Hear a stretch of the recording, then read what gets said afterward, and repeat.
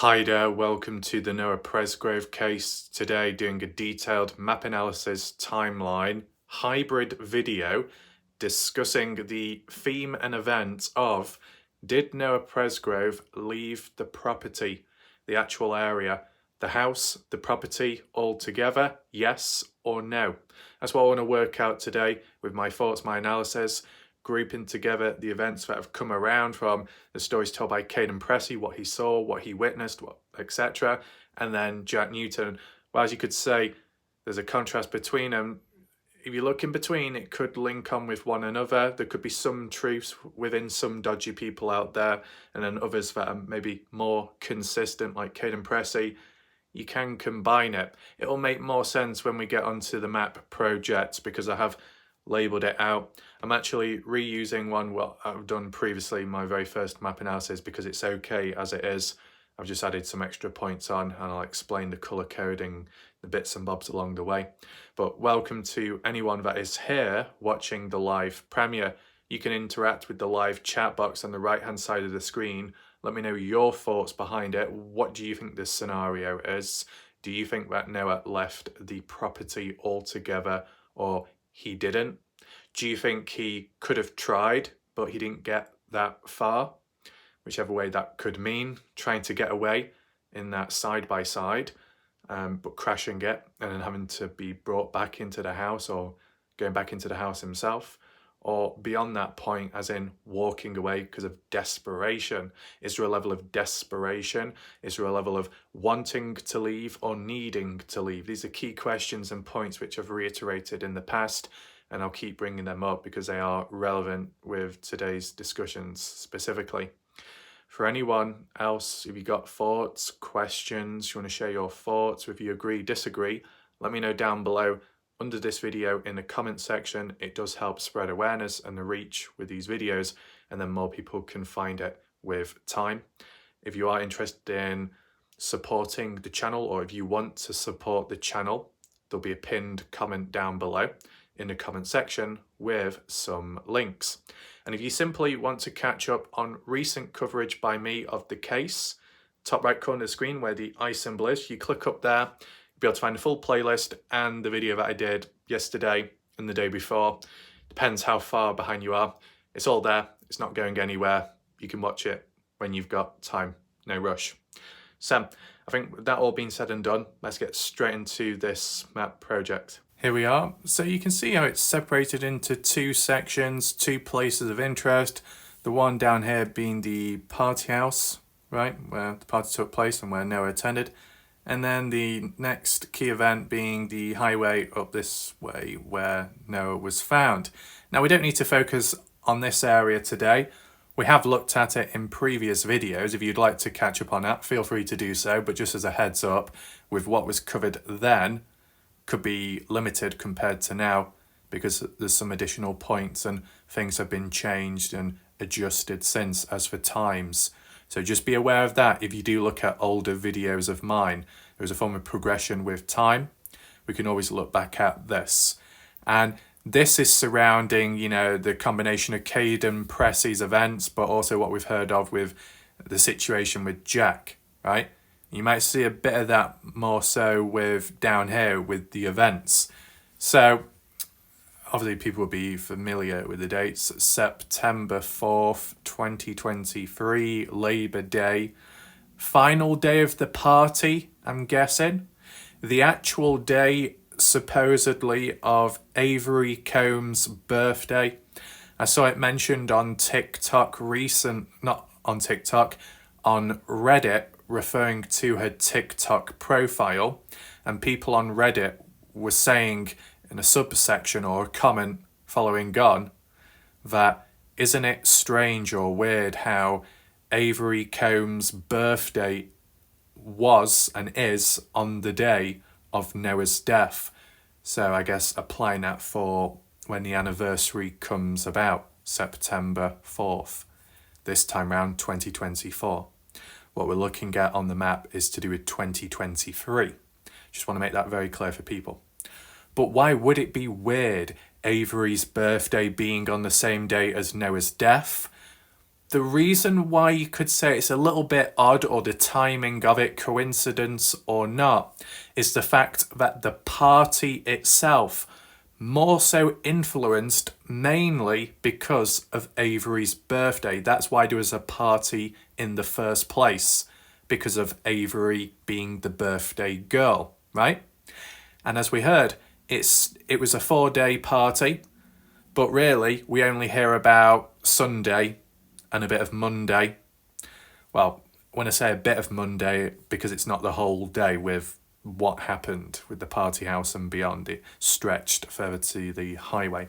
You never really hear anything mentioned about Friday, and it's frustrating. I don't care if it's insignificant or it doesn't link. They say it's a 4-day party, so all 4 days should be recognised and acknowledged as to who was where was what was happening at the time. Okay, Caden Pressey arrived Saturday, same with Noah.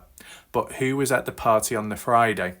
Well, surely the people from the party house that lived there. Was Logan living there at the time? Maybe, maybe not. Avery Carter were, from the looks of it. So they might have been prepping, getting ready for the party. Not that they were really setting any decorations up, because there weren't any from the party footage of what we've seen, but maybe just getting ready, letting people know, whatnot. Anyone coming and going at the house, don't know. Any parents, adults visit the house on the Friday? Not too sure. You could say Friday's events at the party house, and I probably should be zooming in, but I didn't want to obstruct all the timelines and the buttons, the markers just yet, because we'll get into that. But this party house property, that Friday, the beginning of her birthday party, not the day of her birthday. She's having the party a few days beforehand. Very interesting. Normally when people have birthday parties, it's on the day of their birthday.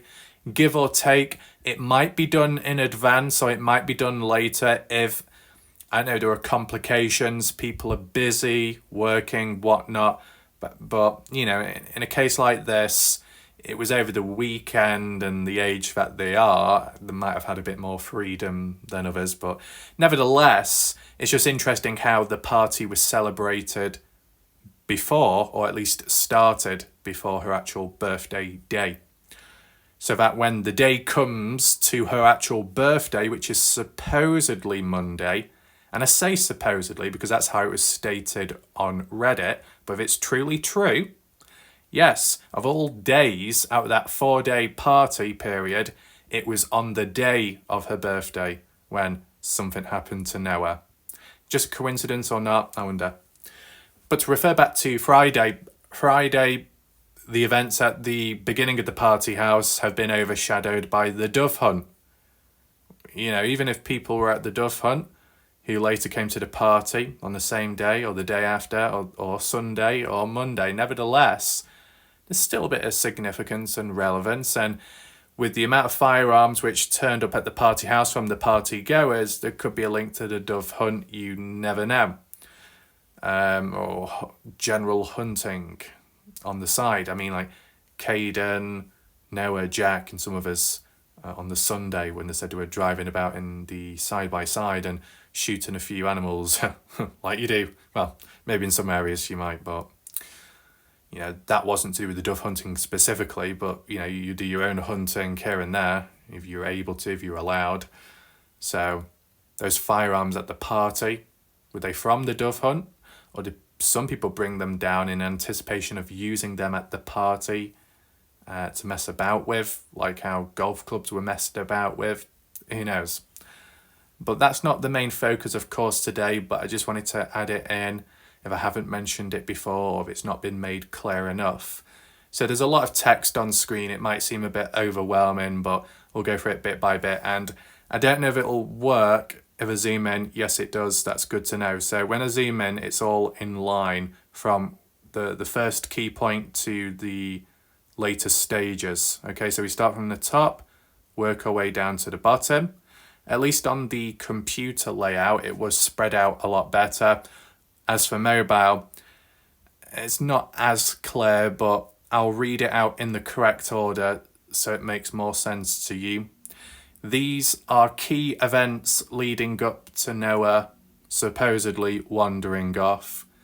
There'll be other events in between and earlier where things did take place or could have taken place or were said to happen, whether it be Noah wandering off earlier or the night before and then being retrieved or found. No time was given as to that. Caden Pressey talking about how Noah approached him and Noah wanting a lift back, and Caden said he couldn't. Caden didn't give an actual time to when that happened. Monday morning, you'd think before 2 a.m, when Caden was awake, but we haven't got a definitive time there. So you can argue and say within this case, there's been a lot of talk and a range of different supposed events that may or may not have happened on different days of the party period, but no timestamp has been given, or it's just not been specific enough.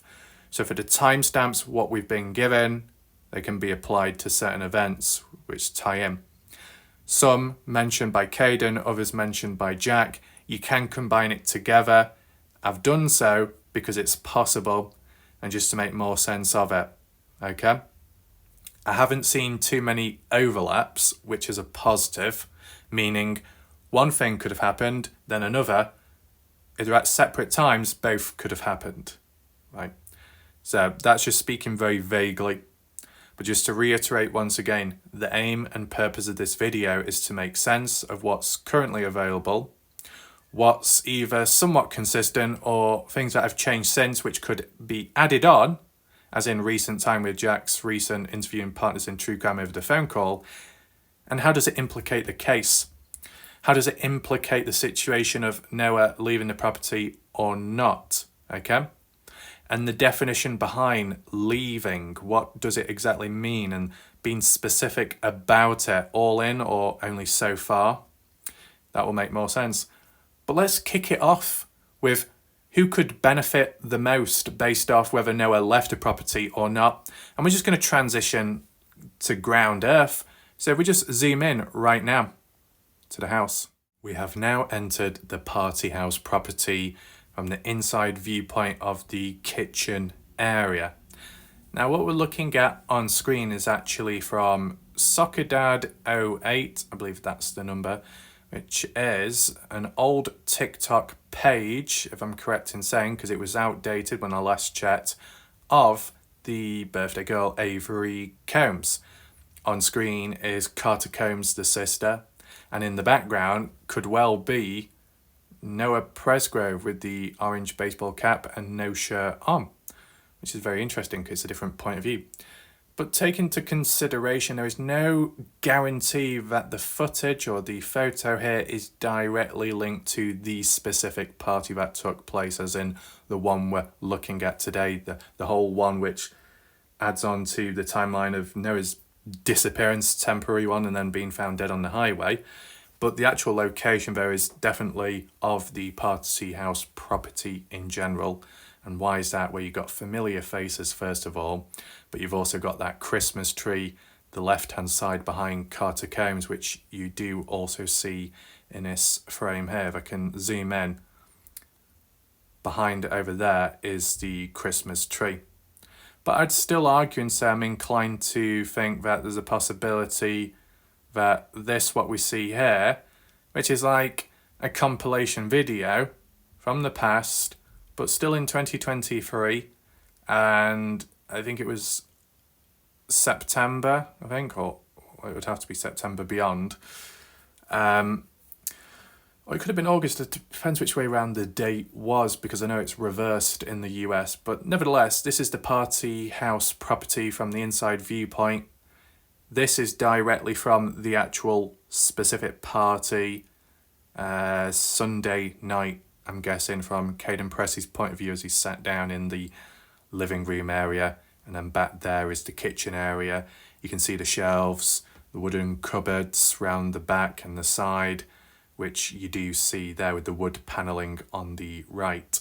And back there, supposedly Noah Presgrove with like an orange baseball cap on, which you could say is Noah there in the middle, and some guy back there too. Take in mind, there appears to be more than one shirtless male. So obviously when you're looking at the screenshots from a distance and you can't quite identify their faces. It could be anyone. It could be Jack. It could be Noah. They don't look exactly the same, but maybe from a distance, and if it's blurry, it might be harder to tell. Just as an observation, get off. Got the chairs there, the sofas, the couch, whatever you want to refer it to as, which was one of the sleeping placements with what was going down later on. They've got the fans up top. But out of the people present here, it doesn't look that busy at the time, more so that photo there, but people have moved on. People have come and gone.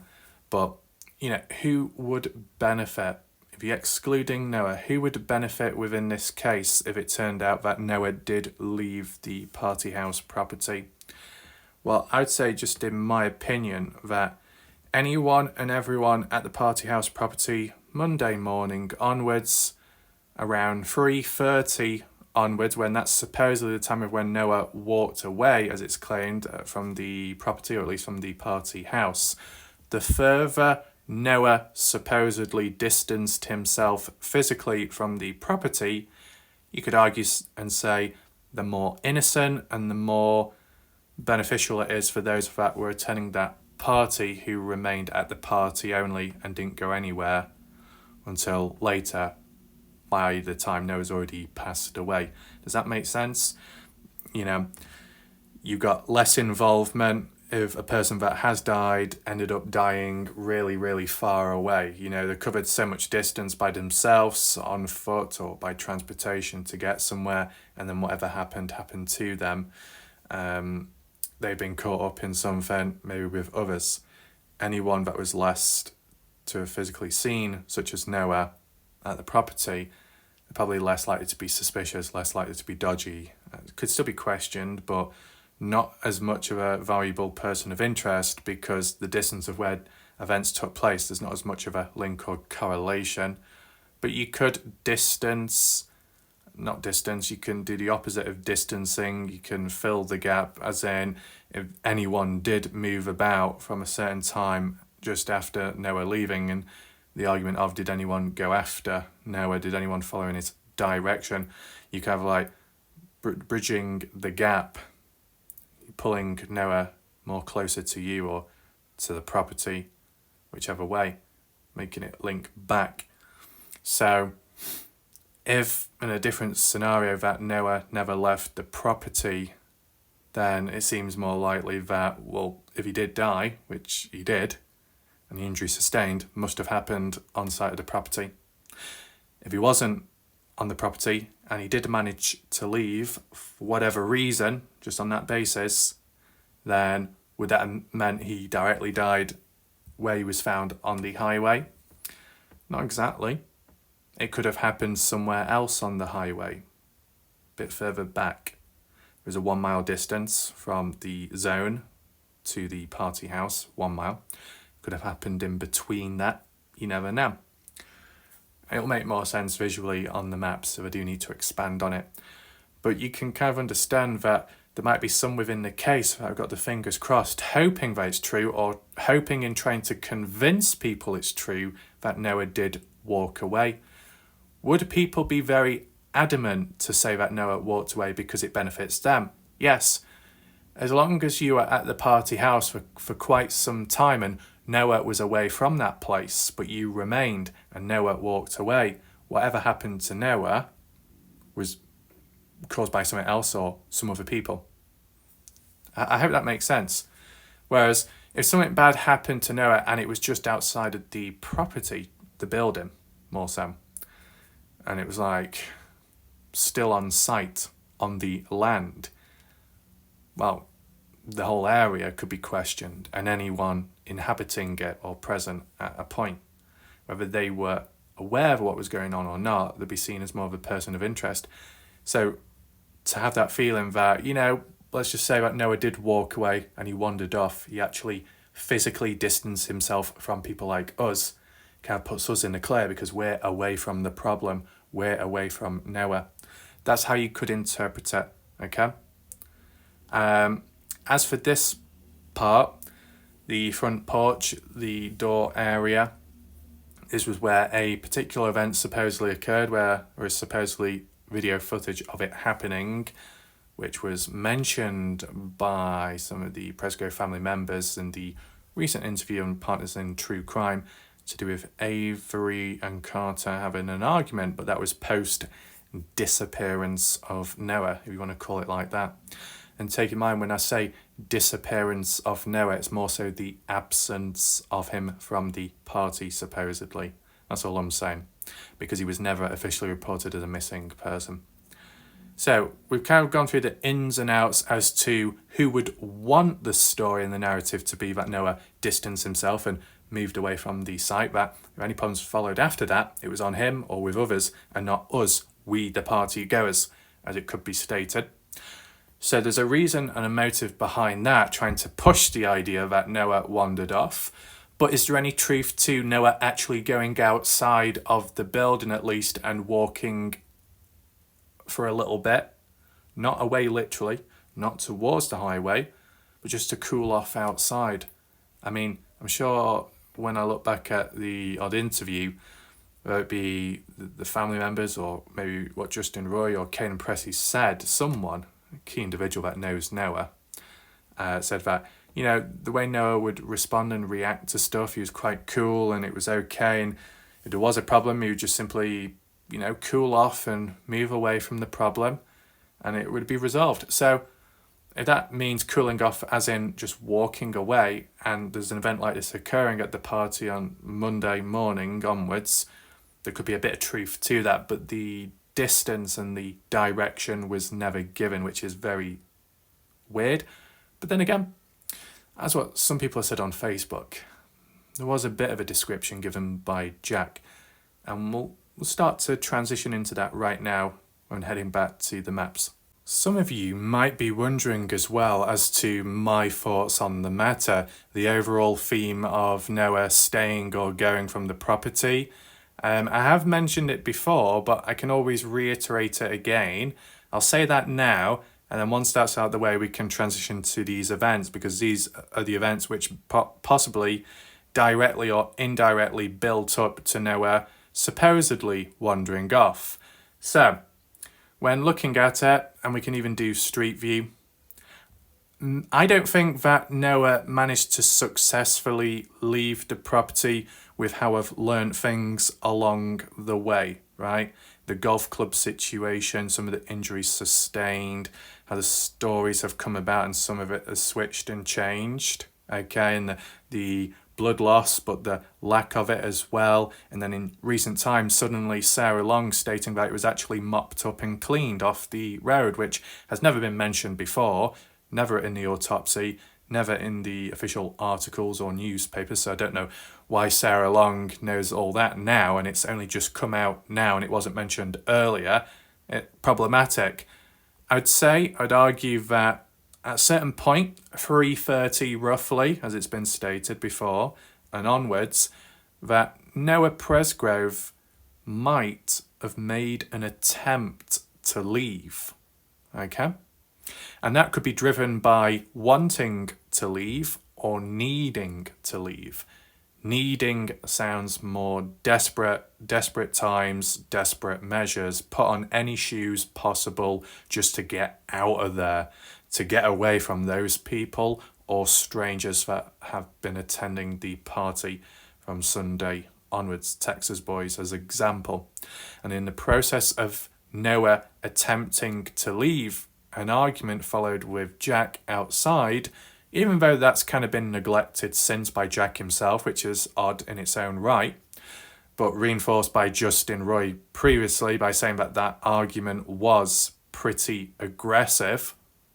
It could have escalated from there, whether that be the argument or Noah walking away from the argument in the process of walking away and distance himself from the party house. It could have triggered an ambush, it could have triggered a cheap shot, you never know. And if that's what followed with the grass in the shoelaces of the mismatched shoes being dragged somewhere to be finished off, who knows? Just my thoughts. In terms of where a person could be dragged to, it would be somewhat limited based off the roadway going up and down, and that's mainly it. because on each side there are fields, and Sarah Long has hinted at wheat fields, and the partygoers would have a hard time picking up Noah's teeth in a wheat field. Oh, like that one. Or that one over there. Very weird. Could say it's a slip of the tongue. There could be some truth to it. Accidentally revealed by Sarah. You never know. But just my thoughts, my opinion, in the process of Noah leaving, I don't think he would have hopped over one of the fences into the field. Seems a bit impractical, that. And in the dark, climbing over barbed wire, not exactly a good idea. We've not heard any links to barbed wire causing the injuries. I mean, would anyone argue and say barbed wire can get caught up within the hair or scalp and cause it to be ripped off or not? Just want to know your thoughts in general, okay? So, with certain barriers and obstacles along the way, and certain hazards like barbed wire, train crossing, and then of course the main issue, the highway, it wouldn't be an easy journey for Noah whatsoever to leave the party to get to here and then cover, 42 miles or so back to his place of living on foot? Seems very unlikely, doesn't it? But could he have attempted to try it? He just didn't get that far. He couldn't get away from the property itself.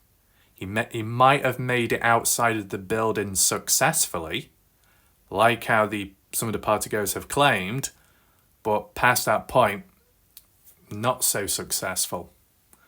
That's my thoughts. Let me know what you think. I might have done a poll at some point saying, did Noah ever leave the party house, let alone the property?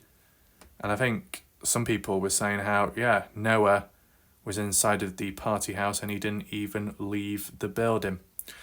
But that would be somewhat wrong, because Noah was seen, was recorded outside of the party house, near to the front porch area, underneath that overhanging roof area, with Bryland Sweat, if you remember, and getting slapped.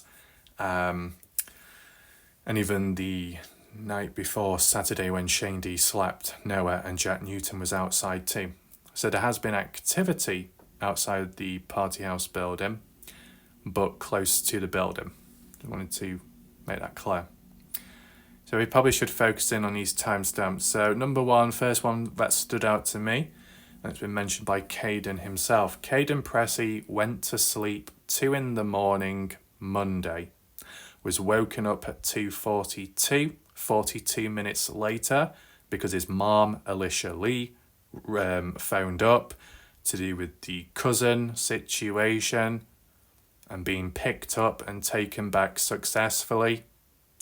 And just to reiterate, Jack in recent time was stating that Alicia Lee showed up at the party, picked up the cousin and whoever else. That wasn't the case. Alicia Lee never went to the party house. Never. That's from what's been said from the horse's mouth. That's just a saying, not an insult, in case anyone misunderstands it. So it was pretty much resolved in the moment at 2:42. Hence why Caden was able to go back to sleep roughly around 3 a.m, as he originally stated in an old Facebook statement, if you remember.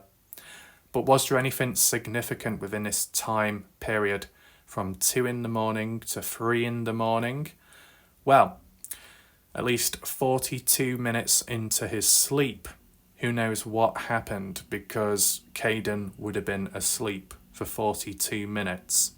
So, can that be filled in? Any blanks there, I wonder? But at least the beginning and the midpoint. The reason why it's the midpoint, because after 3 a.m, when going back to sleep, the next time when Caden woke up was around 5:15, when awoken by Jack returning back to the party house, informing people of the death of Noah. So I'm only showing it half of the timing here, okay? It will make sense. 2 a.m, upon going to sleep, Caden said he saw everyone awake. People in the kitchen, dining area, people awake. Noah, Jack in the kitchen, or Sam. 42 minutes later, when woken up by that phone call by his mum, Alicia Lee. Before Caden went back to sleep, Caden once again saw people awake. No change. But the exception, I believe, with Mikey, Brylan, and Isaac, who were asleep or resting alongside Caden. So that was the only exception there of guys, people asleep. At 2:42, Caden mentioned that he saw Jack, Noah, and Jasmine Milan at a beer pong table, playing a game or just standing about, who knows, but they were awake. So from 2 to 2:42, not much seemed to change there. Caden Pressey, from what he witnessed, responsible for calling out Jack, in which Jack claimed to be asleep 2 a.m. onwards. And from the looks of it, that's a lie.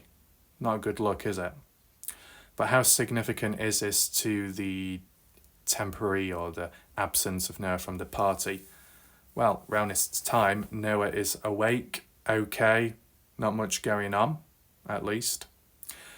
With Caden going to sleep at 3 a.m. or close to that onwards, past that point, a big blind spot of hours passing by, which Caden wasn't awake, aware, wasn't alert, able to see or hear what was going on. Would have been probably helpful, very helpful, and even more consistent, but, you know, Caden needed to sleep. It is why it is. It's a shame that the other humans out there that were awake haven't been as consistent as Caden, you know, to fill the blanks beyond that point. Because, okay, some have spoken, but not been as consistent, and some things have changed with time, but it's why it is. And it's 3 a.m. where things really do start kicking off, supposedly, with the true build-up of Noah wandering off, supposedly. Moving to this bit, 3 a.m. to 3:50. It's a very bit of a wide time window, 13 minutes of an ATV side-by-side incident, and then moving on to the shower scenario, and then the sleeping debacle. That's the order it's followed in, because that's the order how it's been told for the story. Now, Caden did say that earlier on he remembers hearing that Noah said he was going to take a shower, and that's likely before the side-by-side incident. Interesting. So, rollover or not, Noah was intending on having a shower. Is that significant? If you wanted to put the argument across as in pen marks and drawing, writing on his body being washed off and faded, if Noah was going to have a wash anyway, it probably would have scrubbed off nevertheless. So the idea of other people washing him down, whether that be to get rid of evidence, clean stuff, or just clean the writing off for whatever reason, it's not all focused on that, because if Noah was intending on having a wash anyway, he could have washed it off and not these other additional people. Okay. So 3 a.m. onwards, 30-minute time period for a range of different events to occur. Possible to happen? During, for example, the ATV side-by-side event, this is around the time of when Jack was claiming to be asleep, but Carter Combs was awoken by the likes of Noah coming into the bedroom. So I'm guessing Carter Combs' bedroom, because Carter Combs at the time lived at the party house property, and, you know, Jack being able to sleep in the same room and possibly the same bed because boyfriend, girlfriend, it's pretty normal that, at least. Jack claimed to be asleep, unaware of it all, relaying it afterwards with the story because of Carter Combs passing on the second-hand information, because Carter Combs was a witness to seeing Noah supposedly taking the keys to use the side-by-side, which then led to driving it about, supposedly round the back here of the building, rolling it over. At what point was Jack made aware of it? Can't remember. No time directly given. But it'd be after 3 a.m. at least, from how things have been stated. Now, from the very moment that Noah supposedly walked into the bedroom, I guess without knocking and just taking the keys, and Carter being awoken by it supposedly, as been stated by them lot, what was the aim then? Recently, some of the family members of Noah Presgrove were saying how, yeah, just playing a prank, messing about, it's just what Noah does. Okay, fair enough. Bit odd timing, but you're messing about, having fun, you want to play a joker prank, and Noah's usually, up for doing that, and friends understand him and find it funny. It's not that deep. But is there any small chance that the ATV side-by-side incident was some kind of means of Noah attempting to find a vehicle accessible with keys, borrowing them from someone who he's best friends with, more likely for them to understand Noah's reasoning behind taking it, and driving it away from the property to get to the highway to make it back to his place of living. But he didn't get that far. He couldn't even leave the property with being drunk and not in the fit state, and rolling it over. Is that a possibility? Was the whole purpose of the side-by-side incident a prank gone wrong? A prank ended up backfiring a little bit? Or was it a last-ditch, desperate attempt for Noah to escape the property? Because if earlier on Monday, maybe Sunday night as well, that Noah was asking different people if he could be taken back home, and at one point it was mentioned that Noah approached Carter Combs and that was rejected. But I wonder why. If Carter Combs was supposedly a designated driver, how come at some point within the case and the stories coming out, Carter Combs rejected Noah? Caden Pressey rejected Noah because Caden said of drinking too much. Caden also said he sobered up, but there's still alcohol in the system. Maybe he's just wanting to be cautious, protect himself and protect Noah too. If Noah had no other options, no other way of getting back, what else could he do? Find a vehicle of his own? Well, his own vehicle wasn't there. Was Saturday, not Sunday onwards. Because Sunday onwards, you got a lift down there to the party, as we've heard. So obviously Noah was dependent on others in having a lift back home. And if no one wanted to, or people weren't able to, and any other reasons in between, maybe Noah tried figuring out other means to do so. So he got into the side-by-side and thought, you know what, I'll drive back to my place.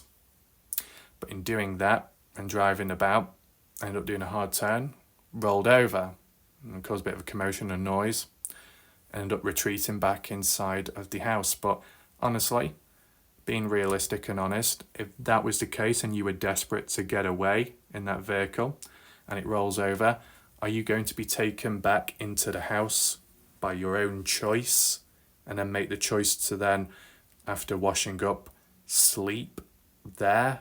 No, normally not. At least in a horror film, if you're running away, you're not going to turn back and head back to the place you're running from.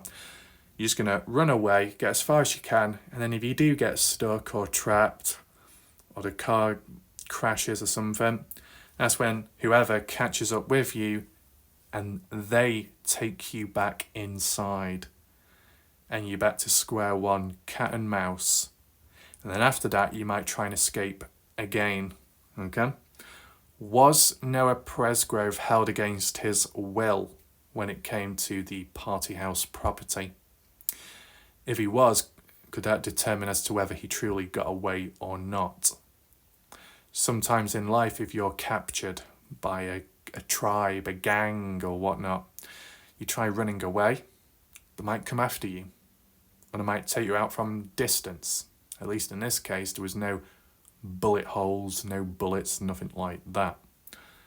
Any injury sustained through foul play and attempt to kill, planned or not, would have been more so up close, with the blunt force injuries sustained and damage across the body, more so upper body.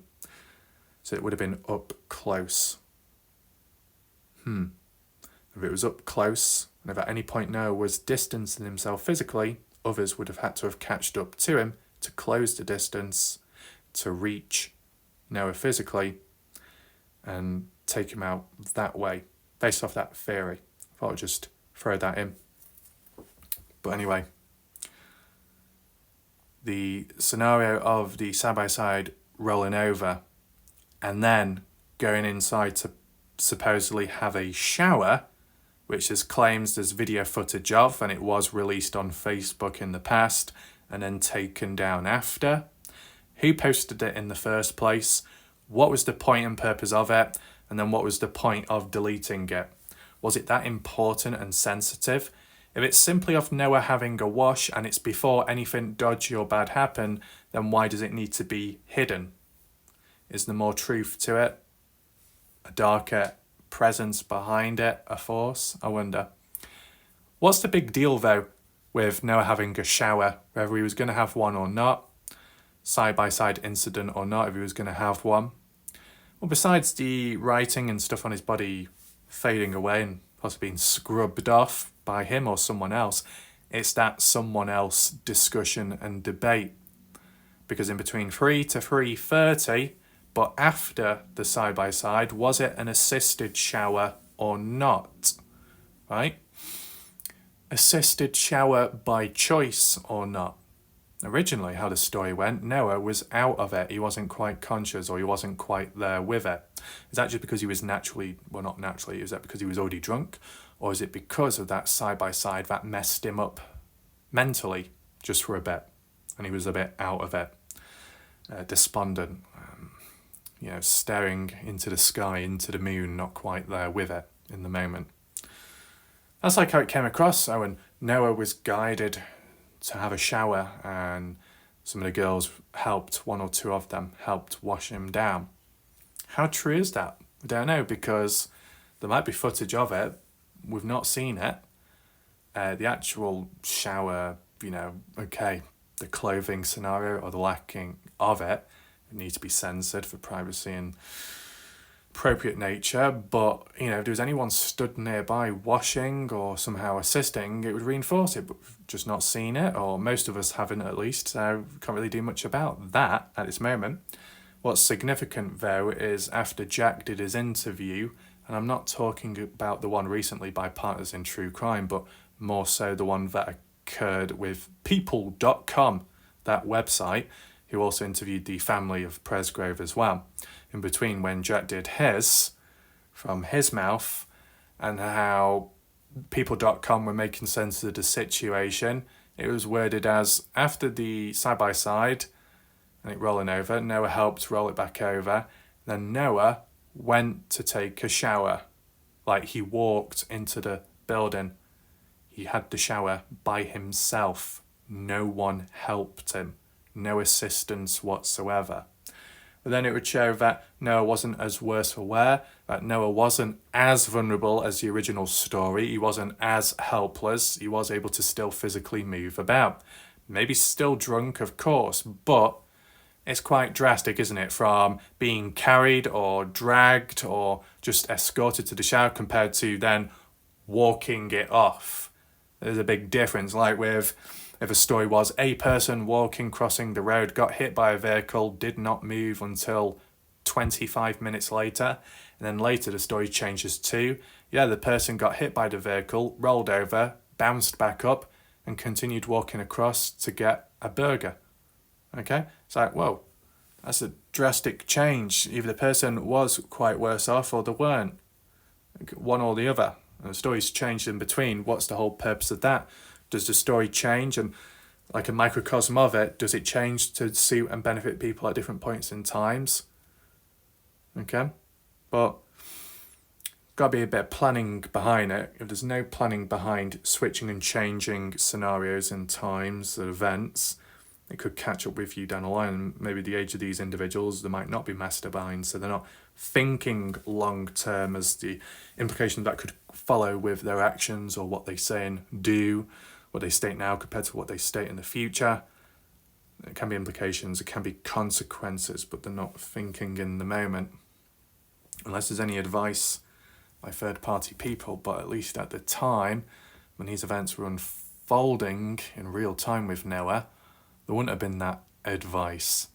But does anyone think that this shower scenario, if it truly did happen, was Noah able to do it all by himself, or did he have help? The stories changed with time. I would argue and say that if on the basis that Noah was escorted and was helped to have a shower, whether he was fully conscious or not, you could say, what, held against his will, or just more so just not able to really move about and make the choice directly to leave or attempt to leave again in the moment, and other people, overpowering or thinking that they know best for Noah and saying, you know what, Noah, don't wander off, you just stay here, have a shower, then cool off, not cool off literally, but, take a rest, take a nap, go back to sleep, you probably need it, you're not in the best state right now. And what, Noah inside could be thinking, no, I need to go, I need to get away. I mean, if Noah did try wandering off the night before or the night before that, if it's very normal to happen, right, okay. But if there was a level of agitation or feeling uncomfortable with the atmosphere or the people present, for whatever reason, was it like little signs that Noah wanted to leave, wanted to get away, but he just couldn't, and he kept trying and trying? That would link in with needing to leave, right? A form of desperation. Needing and want can tie in line, but one's more desperate than the other. Wanting to go is like, you know what, practically speaking, it's probably best if I do go. I want to go, it's the right time. But then the other one would be, you know what, the time, I need to go because I need to be somewhere else. Or I need to go, I need to get away from these people. The different scenarios, aren't they? But the constant theme of leaving, physically distancing yourself. Is that what happened with Noah truly? Did it actually happen? Or was an attempt made? Or did it not happen whatsoever? There's your thoughts there. And the question of, besides physical distance, was there any mental detachment at the time? Detaching yourself from people at the party. I mean, if you're not quite familiar with certain faces because new people have shown up Sunday onwards, Texas boys and whoever else, what would the atmosphere be like? Okay, we've seen some of the party footage, it's somewhat limited, and so are the people limited. We've seen a couple of familiar faces in the shots and the videos, and Noah's quite happy and it seems all positive, but how was Noah when interacting with the strangers? Did Caden Pressey ever talk or get on well with the strangers, Avery's friends, older individuals? That's what I want to know. What was the interactions like? Okay, you can talk about the ones that know each other quite well, familiar with, friends for many years, back in the past, as like Caden described the history and Jack. But what about the people you're not familiar with? Do you interact with them? Do you keep your distance? Did Noah keep his distance, or did he try integrate him? Could it have backfired at any point? Just these little questions I want to throw in. So, linking back to the shower scenario, if on the basis that Noah was able to have a shower by himself, okay, and he was still able to move about and think to an extent, well, surely he wouldn't just go in for a shower if he really needed to get away at that point with the side-by-side. That's why you can debunk it and say it's more likely that the side-by-side may have been just a means of messing about, protesting or pranking, maybe. It could be a form of protesting, saying, you know what, no one's giving me a lift back, so I'll just play a prank or I'll get people's attention. Not in a nasty way, though. I'm just thinking of the different ways about it.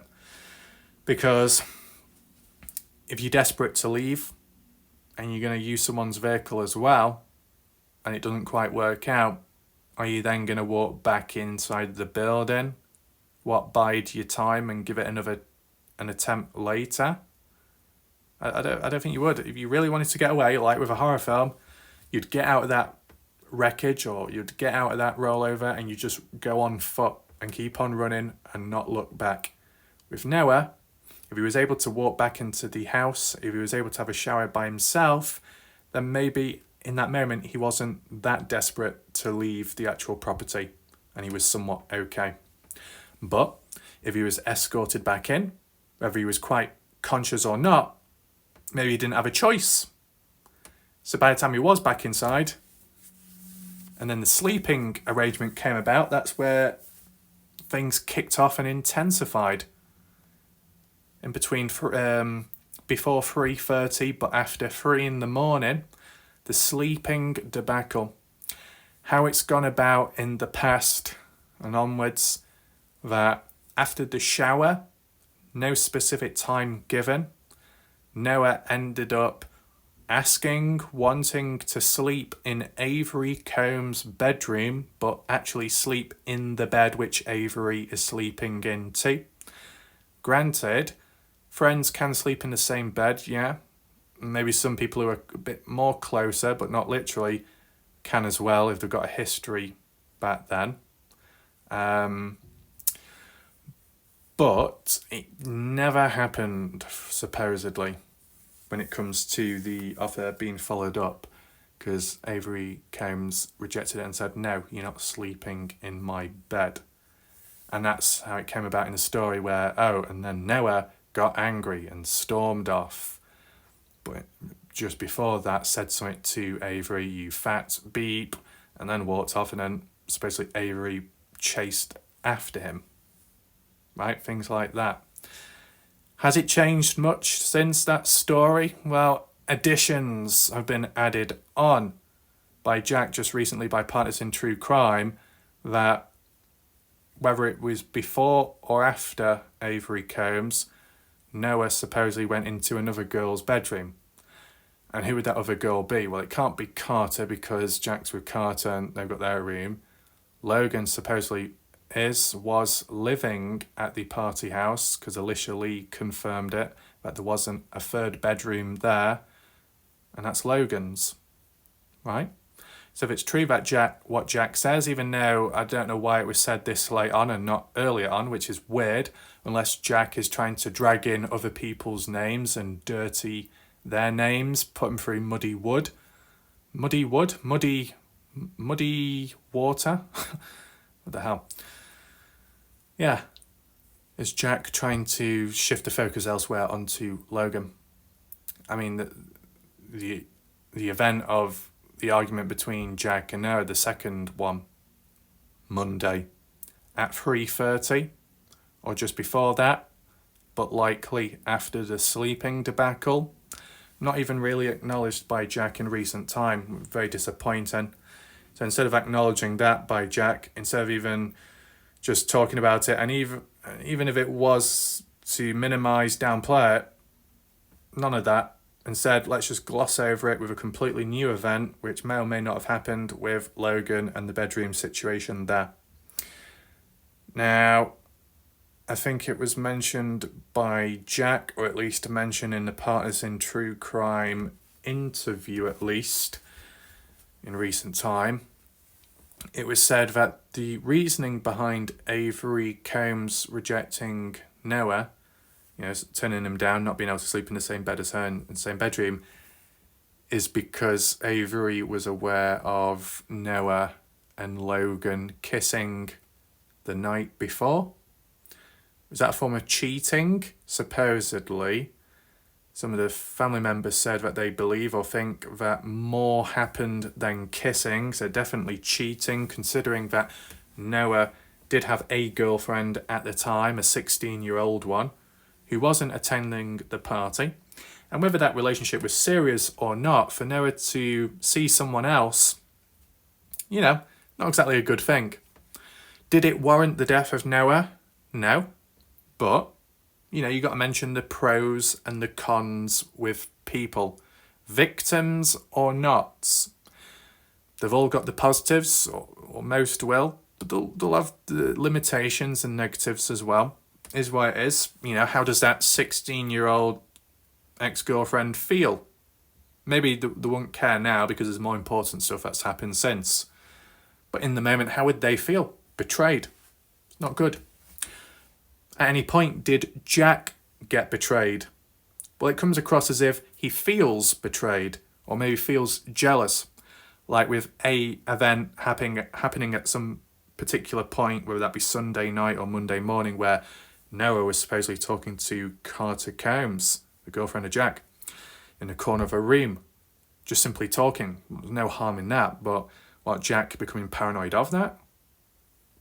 Would he have been paranoid before that? Any other time? Before that party? I guess you link back and question, well, when did Jack start seeing Carter Combs for Jack to get protective over Carter Combs? And if Noah ever got in between it all, Jack getting somewhat cautious, insecure, or territorial? At what point? Well, it was mentioned in Partners in True Crime that it was actually like 2 weeks before the actual party in 2023, 2 weeks before it, when Jack and Carter got together. Now, the family of Presgrove disagree and say it was actually months before that. Well, if we do it to the latest, months before the party, did any of the parties happen in between that? Any get-togethers? And if so, was Noah ever seen talking to Carter Combs? And if it did ever happen before the actual party, did Jack ever get jealous beforehand? Was it an ongoing thing or not?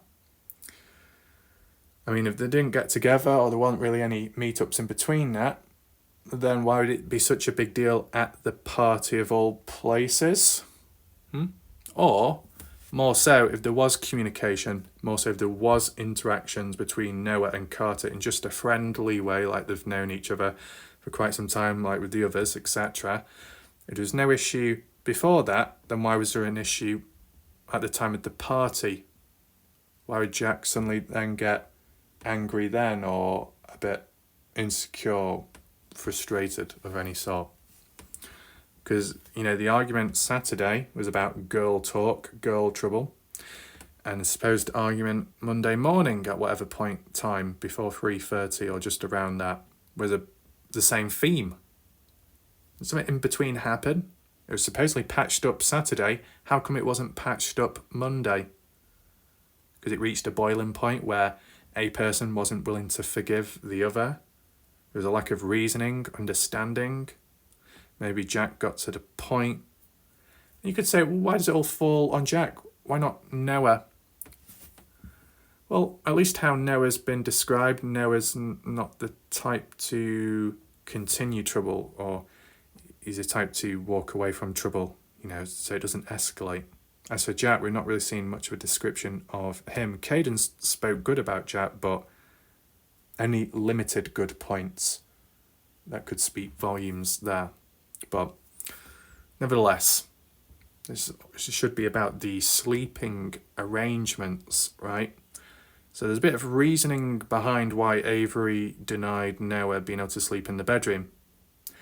Did Noah truly get mad about it because of the rejection part, not getting what he wanted, or the fact that he had to sleep on the floor? Well, that's why it doesn't make much sense. And that can't be the be-all and end-all reason for Noah walking off, storming out of the property, and then walking away from the property to get onto the highway to then end up dying, all because of not being able to sleep in a girl's bed. That seems really far-fetched. Sounds very childish, immature. And as people have described Noah was a good individual, and he wouldn't overreact in that way based off such a small, petty event of what may or may not have happened. I mean, he might have been like, oh, I can't sleep there. Oh. But would he have stormed off just because of that? I don't think so. And would he really need to cool off about an event like that so small? Maybe not. But an argument, an intense one, maybe. More so with Jack Noah, just after the sleeping debacle. Maybe. Yeah. So, worth taking into consideration. But just as another heads up, what was mentioned by some of the family members from the Partners in True Crime recent interview, that Noah did sleep at the party house property Saturday night going into Sunday morning. Noah never left the party house property Saturday night, even though it was stated that he did many times early on. And it's only been corrected, or at least been made clear, the reality.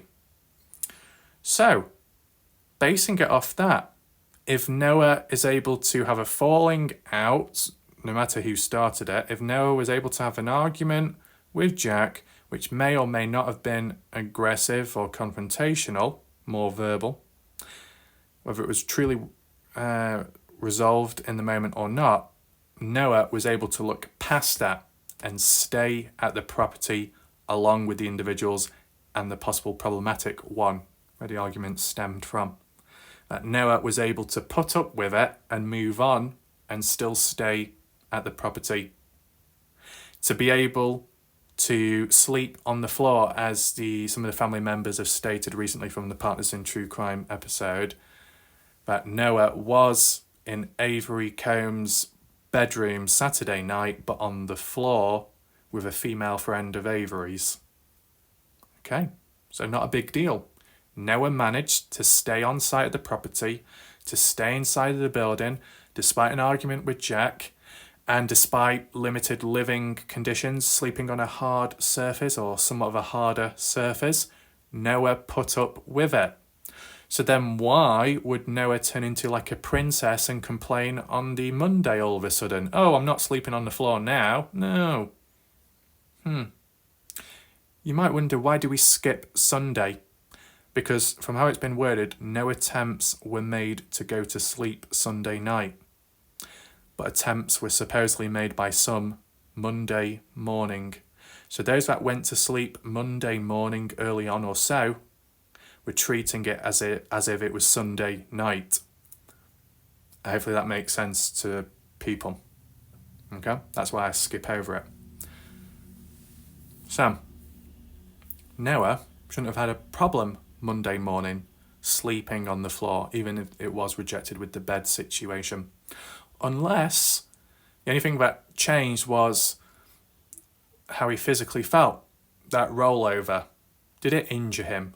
Or was it just simple aches, strains, or pains, and he really needed to rest his back or his body because of that reason?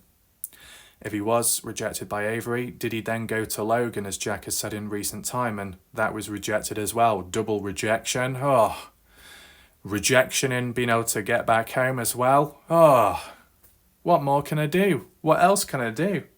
I'm just being denied left, right, centre. I've had enough. And then what? Wanders off? Storms off? Does he run off? Does he walk off? The pace of someone's movement is important as well. If they're running, well, it could be a cause for concern. Running to something or running away from something or someone. Was there a chase at any point? Well, like with the sleeping situation, at least from Avery Combs' scenario, that after the rejection and Noah calling Avery, supposedly a negative word, and Noah walking off and Avery following after. It does tie in with the next timestamp or so, right? Because every name what we've mentioned up to now, or most of the names what we've mentioned up to now, reach ahead, don't they? At 3:30. What's been said in the past and what's been said in present time. 3:30 is roughly the time when Noah walked off. But walked off where? Was it ever really mentioned? A fair portion of people say no. No, it wasn't. But Jack did say, or at least it's been stated, and I believe it was the people.com article, worded as if Noah walked away towards the highway.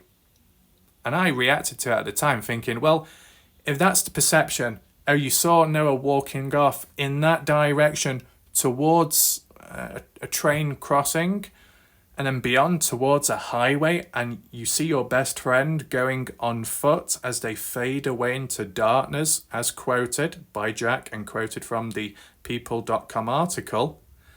What, there's no room for concern in the moment? You're quite happy and okay with Noah just walking off towards a highway, a health hazard, a danger to pedestrians, and in darkness as well, to a point where you can't see him anymore? Oh, it's fine that. You just go to sleep after that, or you just continue with the party? Just seems a bit weird in a way, doesn't it? Now, the actual story of who was last to see Noah walk off, well, at least when I got involved with the case, it was always Jack. Jack was the last one to see Noah walk off. Then later, Jack added on by saying in the People article, yeah, Noah wandered off to the highway. So that was a new detail. That's quite a significant one, because towards the highway and then eventually being found further up the highway, a mile north, that's quite convenient. Oh yeah, you, the best friend, you saw Noah walk in that direction, but you didn't follow. You stayed on site of the property at the party. Well, it's convenient for you. You get to push the narrative of Noah distancing himself physically and you remaining on site. So anything that that happens to Noah beyond that point, oh, it's got nothing to do with you because you're still here and he's over there. Oh, convenient. But with the story changing with time, it's got a bit more complicated than that, right? Where it benefits people or not, or puts others into the deep end, like Logan. Because recent time, Partners in True Crime podcast, when Jack was talking about it again, whilst ignoring that final argument, which may have occurred around 3:30, which might have been the breaking point or the catalyst behind Noah walking off, right? As we suggested in the past when linking it together. Recently, Jack out of nowhere dropped Logan's name into the mix, that Logan was the last person to see Noah walk off. So how come Logan has never spoken about it or given an official statement on Facebook? Why is it the likes of Logan and even more so Stephanie Millan? How come those individuals have fallen under the radar? Out of everyone else, why have they been under the radar? Oh yeah, the Texas boys and the other friends of Avery and the older ones, they've not been exactly mentioned or acknowledged either. Yeah, I get that. But Logan, long-time friend to the close-knit group of partygoers, the ones that we know of. Okay, Stephanie Millan, maybe to an extent as well. Some familiar names and faces. How come they've been left out and not been talked about as much? Are they being left out because they're truly innocent? Well, if Caden's innocent as well, how come he hasn't been left aside? Oh, because Caden's involved himself in trying to spread awareness, to try and spread light on the case and try and be consistent. Has there been an attempt made by Logan, though? An attempt made by Stephanie Millan? Well, Stephanie Millan, through that conversation on Snapchat where a member of the general public was asking questions, and then after that point, Colton Newton got involved, the brother to Jack, and said, back off, you do it again, I'm going to come after you. Could Stephanie Millan be scared, unable to speak out because of the likes of Colton Newton controlling her or anyone else? So you can't speak to anyone, you can't reach out to the general public, you got to keep your mouth shut. Is that a possibility? But as for Logan, the only post that I saw on Facebook by Logan contributing to the case was talking about her eating lasagna in 2024 at the house. Wow, great. You going to share the recipe as well? Not quite, but that's all I saw. And all Logan was doing there was being a bit impetuous and egocentric, not understanding it from the different viewpoints and perspectives. And I think that applied to Sarah Long as well. Anyway, returning back to the actual event of Noah walking off, we've seen the possible factors before that which could have influenced Noah walking away. And if that wasn't enough, because Noah's not a petty individual, I would say maybe it links back to the argument between Jack and Noah, right? There's a possibility. Now, to people who are kind of on the fence, who don't think that Noah actually walked off from the property, but still a bit unsure whether Noah exited the house or not, you could say, well, why was Noah wearing mismatched shoes on the highway at least? I know in recent time Jack stated that Noah was only wearing one shoe and the other one's nowhere to be seen. Right, and then what about the other shoe as well? Nowhere to be seen. Oh, god damn it. Yeah, a bit dodgy, isn't it? But, Noah, to put shoes on, even if it is warm, probably because you're going to start walking and covering some distance. If you're going to walk from the house to the truck and then use the truck or a vehicle to get back home, you might not have to wear shoes. You can probably get away with it. But as said, with Noah's situation at the time, he didn't have his own vehicle with him. He was dependent on others, and other people turned him down or let him down. So Noah really had nowhere else to go unless he decided to walk it. As silly as that sounds, if you're desperate, you might do desperate things.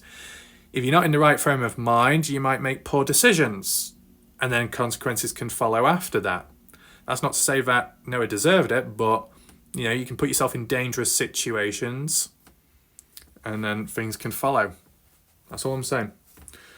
If Noah was to put on shoes in the moment, right, just before 3:30, putting shoes on to then walk outside. Well, we've seen party footage on the Sunday night where Noah was outside of the building, just on the front, under the porch or the roof area, and he wasn't wearing any shoes. But the ground he was on was like concrete, it was flat and somewhat smooth. As for the dirt road, which leads up to the highway, in which that's the direction Jack mentioned as to where Noah wandered off to, well, got to take that into consideration because a dirt road, dusty, bit bumpy, could be loose bits of stone or something. It could be uncomfortable to walk over maybe. And then beyond that, crossing over the rail track as well, you're probably best wearing shoes. And any form of distance when walking, you're best wearing a form of footwear. It protects your feet, bit of stability, support for the ankles, protect your skin, etc. Kind of a no-brainer. Think of when people go hiking, they'll wear some kind of shoes, even if it's hot, to protect themselves, for comfort as well. If Noah truly was intending on giving it one last attempt to leave and walk away for good, best put on a pair of shoes to cover that extreme distance, right? Because there'd be no other reason to put shoes on. If you're just simply walking outside to cool off, why do you need to put shoes on? When we saw earlier party footage, the Sunday night or Saturday night, Noah wasn't wearing shoes outside, so why does he have to wear them now? Oh, because he's going to go further. He's going to cover more distance, but where exactly? Cover more distance that way across the field? More accessible because of being round the back of the party house, probably. But at some point there would be a fence line and you'd have to climb over it. And barbed wire could be a bit messy.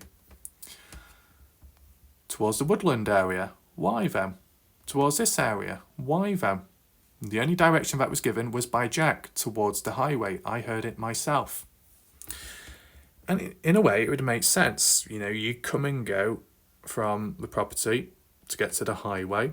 The highway connecting onto the dirt road coming down here is like the access and an exit point to get from point A to point B. There's not really any other way around it. You don't be driving through a field or crashing through the fence, no. Use this dirt road up and down to get onto the highway, etc., like what anyone and most people would do.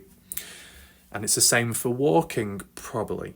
There's not exactly any public pathways here you can walk in parallel to the highway, so walking directly on the road or by the side of the road with oncoming traffic, that's the right thing to do, but a highway of all places, and when it's dark, not practical whatsoever. But if you're desperate and you're not thinking clearly, you might just do it when you've got no other options. So that could have possibly been the situation with Noah. but he didn't actually make it to the highway though. He could have had the mindset and the intent on doing it, but he just didn't make it that far.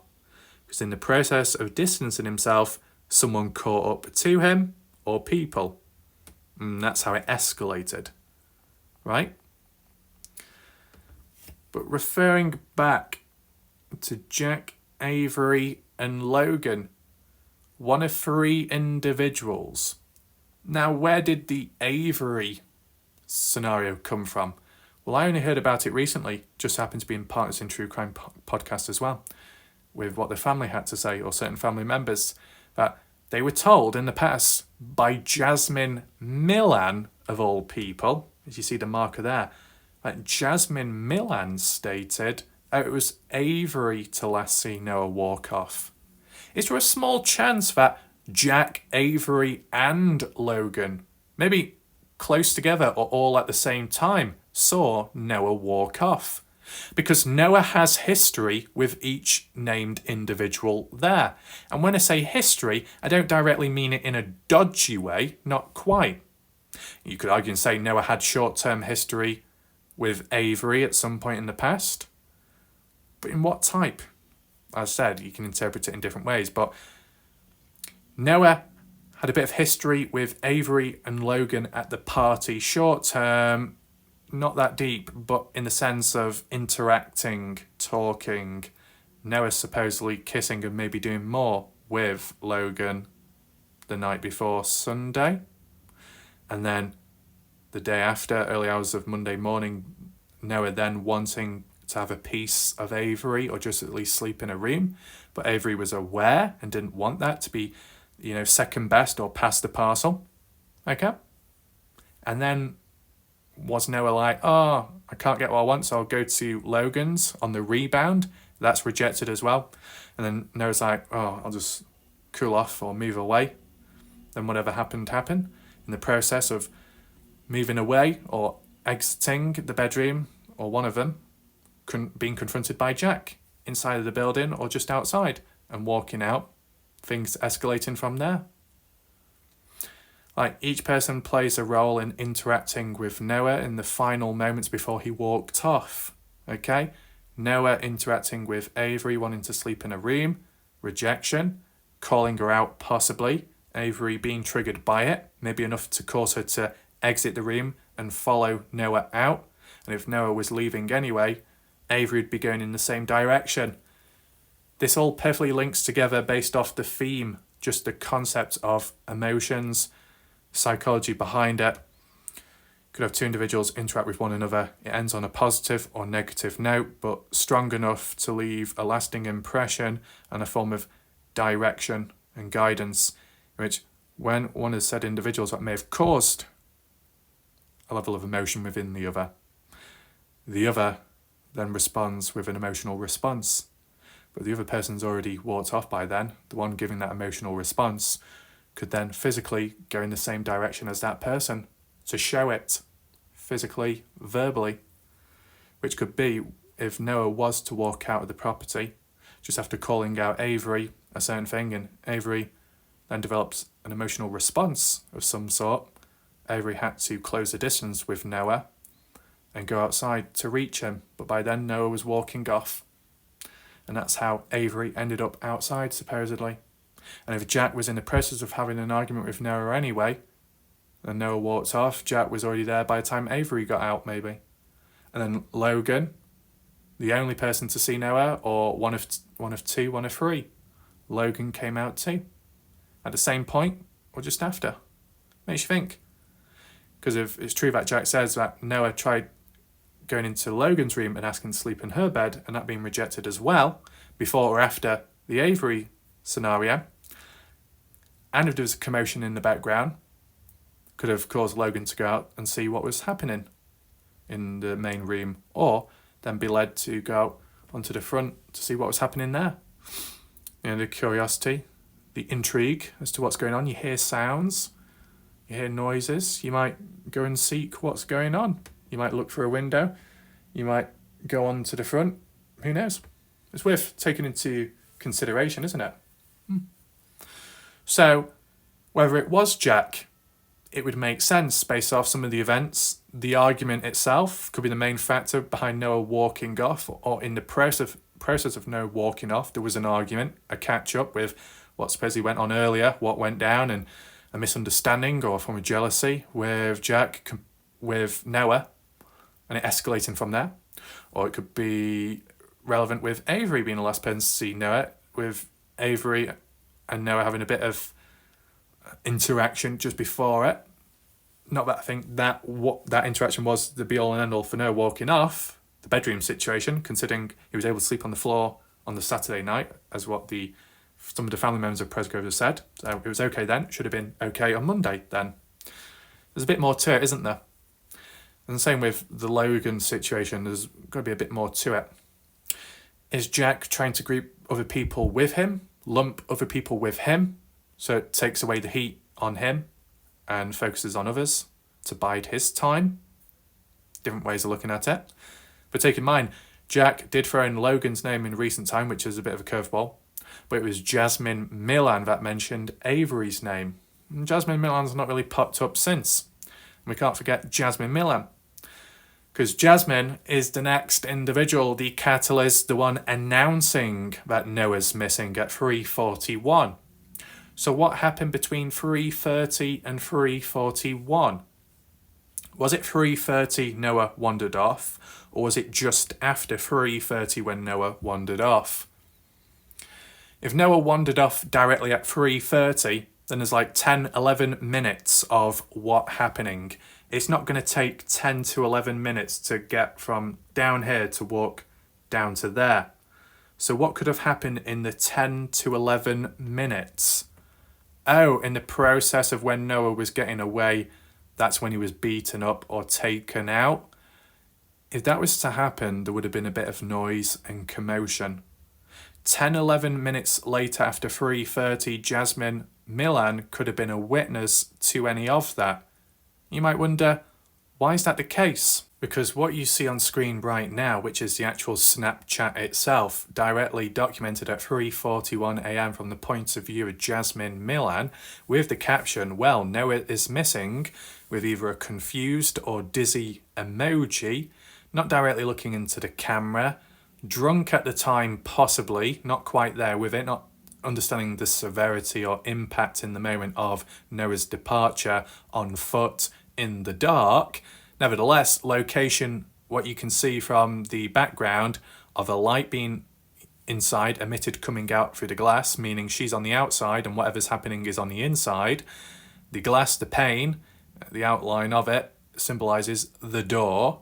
The doorbell, if there is supposedly one, would be obscured and blocked by her head. Not saying that she's got a big head, but it does cover the background. But you can clearly make out a doorway. And just below where the time is, there is like a white pole or white bar, which is the porch. And you can even see the ground as well. Why is this so significant? Well, if at 3:30 Noah wandered off or was about to wander off, 10 to 11 minutes later, Jasmine Milan would have been on the front. If she was on the front porch outside, just like what you see there, that's the front porch, that's the railing, there's the door, that's the source of light being emitted from inside coming outwards, and Jasmine Milan stood on there taking a selfie saying Noah is missing. A 10, 11 minute time difference is enough time for Noah to wander off until Jasmine Milan comes out. But if it was just after 3:30, okay, and Noah was in the process of walking away, and if anything happened in between that, an ambush or being taken out, would it have happened that quickly? Because if Jasmine Milan is on the front, she would have seen things if there was anything there to look at. You get what I'm saying? If Noah did walk away at 3:30 from the property through the front or back door, if there is a back door, he would have to make it to the front of the property anyway in order to get to the dirt road, to then turn left from their point of view, heading east. They wouldn't be going south because that would be directly walking into a barbed wire fence across a field. Probably wouldn't be going west either, because that'll be going towards a dead end, and then the woodland area, and then Red River, and then the Texas border. Bit of a health hazard down there, especially in the dark. There are buildings though down there and a trailer, but don't know if anyone was living there. As for heading towards the highway, there is a building before the railway tracks, but was it occupied or not at the time? Who knows? We can look into that a bit later though, take that into mind. But if for whatever reason Noah Presgrove was attacked or ambushed, and he was beaten down in open sight, plain sight, how long would that have taken? 3:30 up to 3:41? You get what I'm getting at? If Noah was being beaten up and it was a slow death, let's just put it that way, and it took some time, people took their turns. By 3:41, Jasmine Millan going on to the front, wouldn't she have seen it? So that's where you could add the counterpoint and say both things could have happened, but Jasmine may have been late to see it, possibly, if it was either out of sight or way into the dark. If Noah's able to wander off, you don't see any more light source beyond, maybe the attack could have happened over that way, in a blind spot area or a dark zone, literally. Camouflage, masked by the night. But as for sounds, gotta take that into consideration. Now, whether Noah Presgrove is a noisy individual or not, like when talking, shouting, joking, laughing, is, it sounds a bit dark, but if Noah Presgrove was hurt, would he let people know if he was injured, an accident or not? If Noah was being attacked, would he shout, scream, any of that? No one's reported or mentioned hearing anything like that. But if Jasmine Millan was on the front at the porch and Noah was being attacked somewhere, even from a distance, could you have heard the screams? I guess it all comes down to how Noah could have been taken out. If it was an ambush, a cheap shot, being knocked unconscious and then from there overkill, Noah may have not had the chance to scream for help. But do you think if Noah had the opportunity, he would? And would anyone have heard him? That's why I say if Jasmine Millan is on the front, outside, near the porchway, as to where Noah was last seen walking away, and where Jack, maybe not on the porch, but nearby, stood, or Avery, as Jasmine said, or Logan, as Jack said, one of the three, been there 10, 11 minutes earlier to see Noah walk off, then Jasmine coming out just after. Did Jasmine come out just after to take the selfie? Why did she take the selfie outside 10, 11 minutes after Noah's departure from the place? Is there a reason behind that? Did Jasmine go outside 10, 11 minutes later to look for Noah? I wonder. And realise, well, he's not there. He must have wandered off. So I'm going to take a selfie anyway and say, Noah's missing. Nothing to see here. It's happened a day before. It's happened in the past. It's not that big of a deal. And then later, that realisation of, enough time's passed by and can't seem to find him. That's probably a problem now. That's a bit of concern. But we're not going to report him as a missing person to police. No, we don't need to do that. That's where the big issue is. Okay, you could laugh it off. You might not take it serious in the moment, just like this selfie. You could say Jasmine is innocent here. But the lack of proactivity after that point, you might have searched before or you may search after. You don't reach a conclusion, a successful, positive outcome. You don't just drop tools and think, oh well, he's probably okay. We assume he's okay now. But you didn't assume he was okay first, because at first there was concern in order to search. And what should follow up with that is more concern and more direct action. That never happened. So you can say about whoever it was that may have come across Noah at some point early on, before the Tyler and Tyler Hardys, those lot, much earlier on, no calls were made, if anyone was present, at the body at the site to call it into police. No attempt there. So what makes you think people would even bother reporting him as a missing person? People can say that they're concerned, at the time and they've been searching and they can't find Noah, well, obviously you're not concerned enough because you didn't report him missing. But you could have done. That's what people normally do. So, some limitations. Let's get back to the maps. Past that point, there's a bit of a blank spot, isn't there?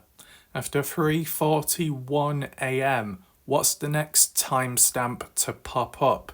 Well, it would be the Caden Pressey's 5:15 in the morning. And by then, Noah's long gone, both physically from this world, but also distance because of being found on the highway, right? Did anything happen before 5:15, but after 3:41? Yeah, 4 in the morning, 4 a.m. So from 3:41, when Jasmine announced Noah's missing, from the party at least, from 3:41 to 4 a.m. in the morning, a bit of time passing by. What happened in that period? Okay?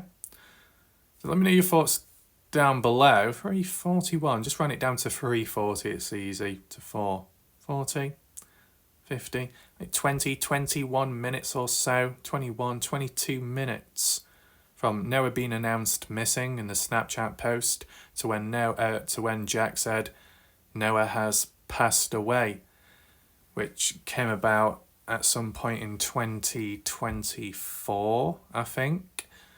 Justin Roy having a conversation with Jack, unless it happened in 2023 when asking early on and it was reshared on Facebook in 2024.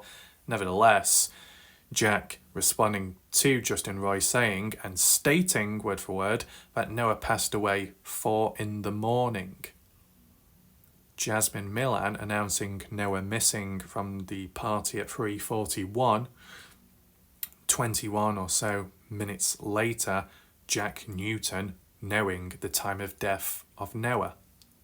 Huh. Weird. You'd think along the highway. But if that's the case, that 21-minute time gap, what was Jack doing then? Right? If Jack, one of the individuals, at one point, as he claimed himself, was the last individual to see Noah walk off at 3:30, what did Jack do after 3:30? From 3:30 to 4 in the morning, when at 4 in the morning Jack knew of Noah's death, the time of it, at least, before anyone else, at least. What caused Jack to know the cause of, not the cause, what caused Jack to know the time of death? To know the time of death would mean you'd probably have to be present in the moment physically to witness, to see the final breath of said individual dying, passing away, Noah in the case. Where would that have taken place though? On site at the property, a location which Noah never managed to make it out of, or the highway, whether that be because he was able to get away from the location or he was moved on. Interesting. Some key times.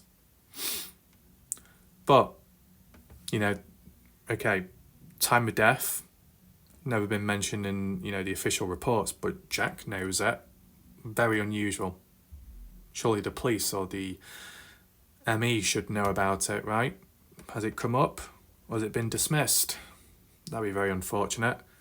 But if it was to be dismissed, it would have been nice if it was explained very clearly and maybe with possible evidence why it's not relevant or not applicable. But it never happened, so it remains a bit of a mystery, but it's a significant one just to let by, so that's why we talk about it so often. 21 minutes between Jasmine Milan and the time of death. 21 minutes or so. Add on a bit more time, 30, 40 minutes if we're referring back to the 3:30 timestamp. 30, 40 minutes roughly of what Jack being at the party house and then making it down to the highway to look for Noah or to catch up with Noah and finding him. Honestly, even if it was an innocent situation, this is just a scenario. At 3:30, Jack last saw Noah walk off, then thought, some time passing by, maybe I should go out and search and look about.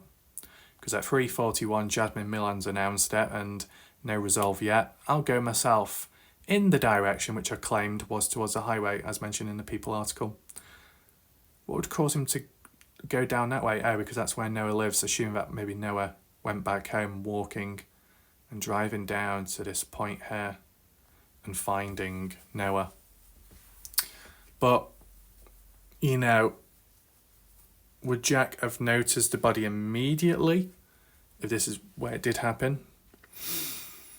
Truck drivers did, but they were on the correct side of the road driving towards it and seeing it on the side. You'd be on the other side of the road if you were heading north up this way, so you might not catch it as easily.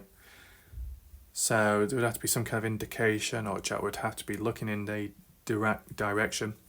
But still, even if 4 a.m. is true and Jack does know the time of death, the fact that it's not been mentioned officially in the autopsy report is very odd and unusual. How just a general person, a young person, would know, but the experts don't know.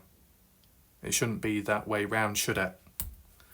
So, and I guess in addition, if it's true that the 4 a.m. timestamp is true and it's just simply that Jack was searching about and unfortunately came across Noah's body on the highway, not planned. Well, even if Jack wasn't responsible there, the fact that Jack in that scenario didn't make a call whatsoever, and it took, what was it, like 1 hour 15 minutes, 1 hour plus, until some kind of action was taken.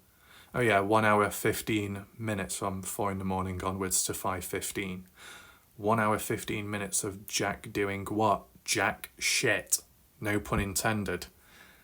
But from 4 a.m. to 5:53 or 5:43, more hours, bigger time difference. Okay? So the 4 a.m. timestamp, if it was true, that would more likely to be a dodgy one and to actually make Jack look like a dodgy person.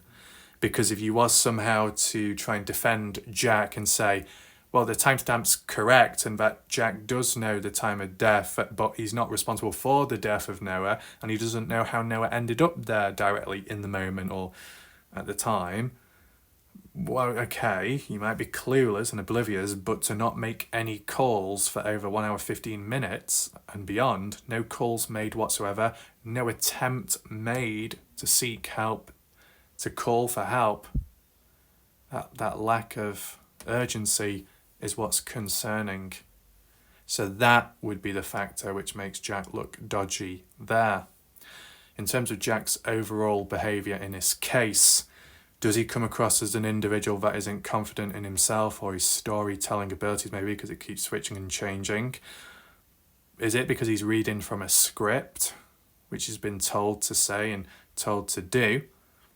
So it's a bit more robotic and emotionless at times, maybe. Is he trying to cover or protect someone by choice or not? Just like how did Noah Presgrove have the choice to leave the property or not? And did he have the chance to do so successfully? Does Jack Newton have the chance to break away from the script, if there is one? And would he want to or not? With Jack, was at some point an attempt marrying into another family, if that's how you correctly word it, Carter Combs and Jack Newton, two families coming together. Is there some kind of initiation test? Okay, you protect our backs, we'll protect yours in the future. Could be a level of control there. That Jack isn't exactly innocent, but at the same time, he's being controlled himself. Just look at it different ways. I'm not saying that is a fact, but just a theory, okay? Is there anyone else that comes across as more controlling within this case, more controlling than Jack Newton? Jack might be doing a lot of the talking and the stories and the narratives, and some of it may change with time. The likes of Sarah Long and Stevie Howard may say that they get their information from Jack directly, But is Jack kind of like the spokesperson of the case, or the scapegoat, or somehow caught up within it all, somewhat responsible or somewhat knowledgeable as to what's happened, but unable to reveal? Does it tie in line anywhere with Jan's offer in recent time, possibly being followed up and Jack being involved in that? Who knows? Different ways of looking at it. But if any humans misunderstand this video and say that Warlight Ref is in on it or supporting Jack, well, those people are lost causes, because I'm being very specific with language in many perspectives. It's as simple as that. So, an array of timestamps in which they can follow in a particular order as what we've seen today, but also a cut-off point after 3:41 to 4 in the morning, a level of silence, no other timestamps given. Then from 4 in the morning to 5:15, mass silence, a big grey area, empty void there. And then 5:15 onwards, more rich from what Caden has said when he was awake, when he was alert, when he was aware of what he witnessed and what some of the people witnessed as well. But that's separate. That's the theme of post-death of Noah. Today's video was about leading up to the death, but around the theme of, did Noah make it off the property, the land, or not? And what I would say in conclusion is, if he did manage to leave the property and distance himself from people on the basis that people from the party didn't follow afterwards, well, then they would be innocent, but it would be beneficial to them to push that story because it would make them look innocent at least. There, if Noah never made it off the property, then likely he was killed on the property, and it would link back to those who were at the property inside the house or not, and that wouldn't be convenient for any of them, would it? So, I don't think the bedroom debacle was the catalyst or the main reason behind Noah supposedly wandering off. Could have been a slight little bit of frustration, but maybe the icing on the top or the finishing factor could be an argument with Jack, and Noah's like, oh, not again, we had this argument Saturday. We're doing it again? I've had enough. I just want to walk away or leave me alone for a bit. And in that process, something may have happened. There were cameras, and they could have shown quite a lot of rich information and visually, but they weren't working at the time. Oh, but property owners, people who live there or not, or speaking on behalf of them, like Sarah Long, very adamant in getting justice for a person driving down supposedly a public road in 2024, recording this house, them getting triggered over it, Logan getting triggered over it, whether that be because of the lasagna, privacy being interrupted, eating lasagna, or if it be the person outside just simply turning about. Oh, we'll make sure the cameras are working there, we'll check the cameras, we'll check the license plate, we'll try and find the driver, get their identity, contact the police, seek justice. Oh, that seems like a lot of effort for that, but what about the actual events leading up to Noah's death a year beforehand, or up to a year beforehand? Well, the cameras weren't working then. Oh, but they're working now over a more of a minor, pettier situation. You'll make sure the cameras are working when a simple person drives on down and then turns about, but, going to be neglectful of the cameras a year before that, or close to a year before that, with the party, when there was no adults present. Well, like parents, I mean. But there was underage drinking, and social laws host were being broken. Oh, because it makes them look bad, or those that live there or attend there look bad. So we'll make sure the cameras are off and not working with that regard. But when it's someone on the opposite end or spectrum that invades us and that they're supposedly doing wrong, we'll definitely make sure to record, document, and highlight their mistakes. But our mistakes, or people that we know of, are people who could be doing bad stuff, we'll make sure the cameras aren't working there. I mean, was there any clear indication that the cameras were physically broken, sabotaged? No mention of that. More so possibly neglect of not looking after them, but it's just ironic how such an important time like that not working. but they are working later on when, you know, it's long past it. But you still got the odd little contradiction in the background by Stevie Howard saying that, you know, the cameras did record some footage of people leaving the party, but that was after Noah, so not as useful. So what, the cameras were working on and off, or when you want them to? Sounds kind of convenient. Depends how you interpret it. It's basically high-tech cameras, but not reliable enough. Very disappointing, because those cameras could have shown whoever walking away from the property like Noah, and could have shown and reinforced and proved who was there to watch Noah walk off. But we don't get that, do we? Nevertheless, you just work with what you've got based off what's been said and told. There's stories, and if it is consistent, great. And if it's not, well, not much more you can do about it. Time will tell if it does change any more. But the fact that some things have been adjusted since, after all this time passing by, is a little bit dodgy. And what will happen next, more so what will happen the first anniversary of Noah's death, the actual day, Monday. Will there be a burst? Will there be any updates? Will there be a conclusion? Is it like a Dylan Round situation where it comes to the first anniversary? It's kind of like an overview, look back at what everything happened beforehand, prior. Some extra details given along the way, and a little update here and there too as for what's ongoing. Could be. Could it be underwhelming? Will it be overwhelming?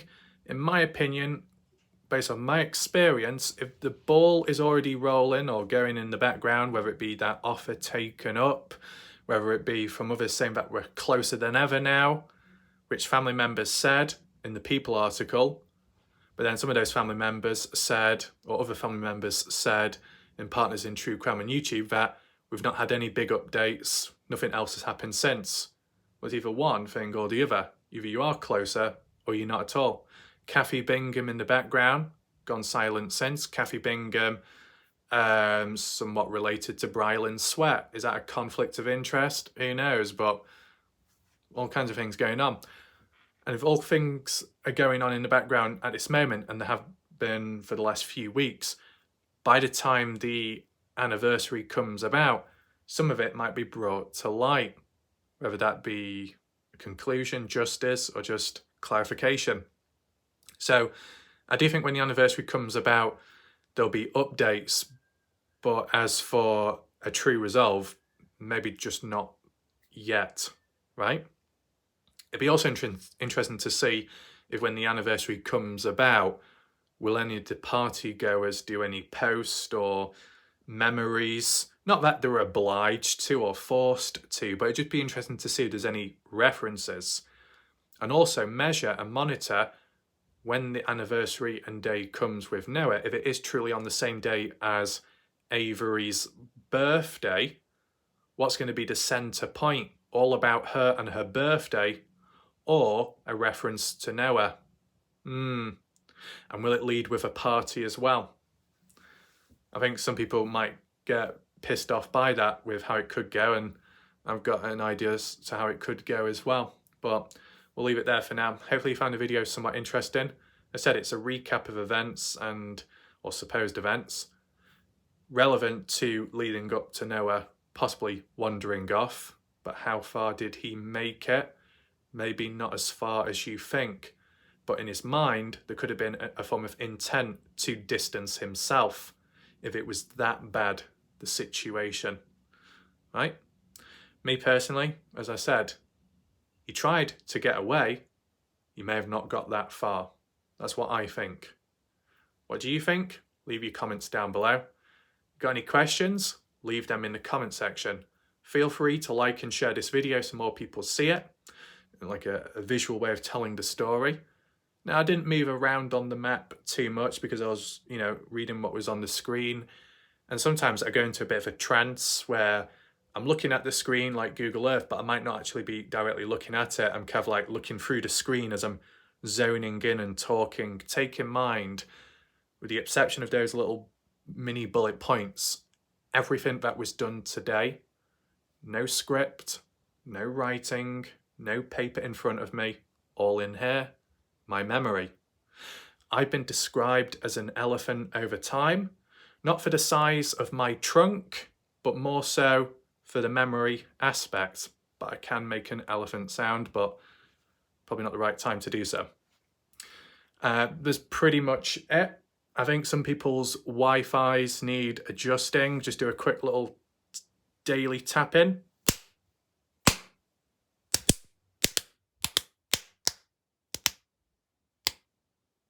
Fast and slow, like how some people like it. So, that all being said and done, hopefully you found the video interesting. I'll see you next time. Goodbye for now.